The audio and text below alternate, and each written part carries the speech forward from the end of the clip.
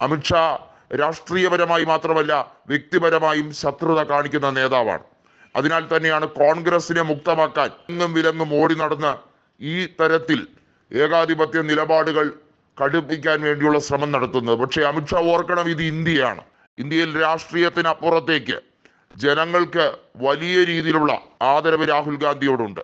രാഹുൽ ഗാന്ധി BJPക്ക് ഭീഷണിയാണ് എന്ന് പറഞ്ഞാൽ അതിൽ കൃത്യമായ കാരണങ്ങളുണ്ട്.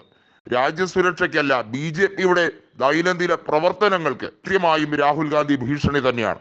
കാരണം വർഗീയ ഫാസിസത്തിനെതിരെയും അതുപോലെ തന്നെ മത രാഷ്ട്രീയത്തിനെതിരെയും മുഖം നോക്കാതെ നടപടിയെടുക്കുന്ന രാഹുൽ ഗാന്ധിക്ക് സ്വാഭാവികമായും BJPയുടെ തീവ്ര രാഷ്ട്രീയ നിലപാടുകൾക്കെതിരെ വെള്ളം ചേർക്കാതെ തന്നെയാണ് നിലപാട് സൂക്ഷ്മമായി എടുക്കുന്നത്.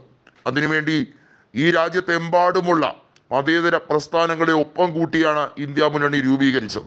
സ്വാഭാവികമായും അതിനുശേഷം നടന്ന ലോക്സഭാ തെരഞ്ഞെടുപ്പിൽ BJPക്ക് അട്ടിപ്പതറി, കേവല ഭൂരിപക്ഷം നഷ്ടപ്പെട്ടു.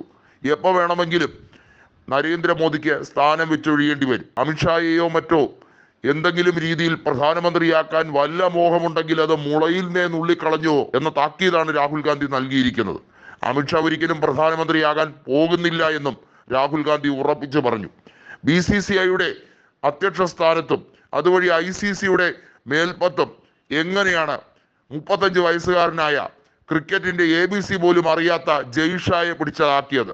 അതിന്റെ കൃത്യമായ കാരണം അമിത്ഷാ ഇന്ത്യയിൽ എത്രത്തോളം സ്വാധീനം ചെലുത്തുന്നു എന്നതുകൊണ്ടല്ലേ? കൃത്യമായി പറയട്ടെ, സെബി ചെയർപേഴ്സണായ മാധവി പുരിബുച്ച് ഈ രീതിയിൽ അദാനിയുടെ നിഴൽ കമ്പനികളിൽ കൃത്യമായി ഇൻവെസ്റ്റ്മെന്റ് നടത്തി എന്ന ഹിഡൻസ്ബർഗ് റിപ്പോർട്ടിനെ എങ്ങനെയാണ് മുക്കാൻ പൂഴ്ത്താൻ ശ്രമിക്കുന്നത്? ഇതിനു പിന്നിലും അമിത്ഷായുടെ കൃത്യമായ നീക്കങ്ങളല്ലേ? അതുമാത്രമല്ല, അമിത്ഷാ തെരഞ്ഞെടുപ്പ് റിസൾട്ടുമായി ബന്ധപ്പെട്ട കാര്യത്തിൽ ലോക്സഭയുടെ തെരഞ്ഞെടുപ്പ് റിസൾട്ടിന് മുമ്പ് തന്നെ എല്ലാവരും ഷെയറുകൾ പരമാവധി വാങ്ങിക്കണം, അതെല്ലാം വലിയ രീതിയിൽ കുതിച്ചുയരുമെന്ന് പറഞ്ഞ ദിവസം ഓഹരി വിപണി കുത്തനെ ഇടിഞ്ഞത് നമ്മളെല്ലാം കണ്ടതാണ്. ഇന്ത്യൻ ഓഹരിയെ എല്ലാ രീതിയിലും സ്വാധീനിക്കുന്ന വളരെ കുറച്ചു നാൾ കൊണ്ട് തന്നെ ശതകോടികൾ നേട്ടമുണ്ടാക്കിയ അമിത്ഷായ്ക്കും മകനും കൃത്യമായ ഉദ്ദേശങ്ങളുണ്ട് എന്ന് രാഹുൽ ഗാന്ധി പാർലമെന്റിനകത്തും പുറത്തും പറയുമ്പോൾ സ്വാഭാവികമായും അമിത്ഷായുടെ മുന്നിലെ ഏക ശത്രുവായി രാഹുൽ ഗാന്ധി മാറിക്കഴിഞ്ഞിരിക്കുന്നു.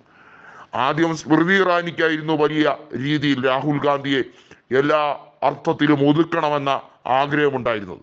അവസാനം എല്ലാ തരത്തിലും ഒതുങ്ങിപ്പോയത് സ്മൃതി ഇറാനിയാണ്. അവർക്കിപ്പോൾ രാഷ്ട്രീയത്തിൽ സ്ഥാനമില്ല എന്ന് മാത്രമല്ല, ഒരു പഞ്ചായത്ത് അംഗത്തിന്റെ വില പോലും അവർക്കില്ല എന്നുള്ളതാണ് യാഥാർത്ഥ്യം. ഈ രീതിയിൽ ഗതികെട്ട അവസ്ഥയിലേക്ക് ജനങ്ങൾ അവരെ ആഴ്ത്തി. ഇത് തന്നെ ആയിരിക്കും അമിത്ഷായ്ക്കും വരാൻ പോകുന്ന അനുഭവം എന്നാണ് രാഹുൽ ഗാന്ധി പ്രസ്താവിച്ചത്.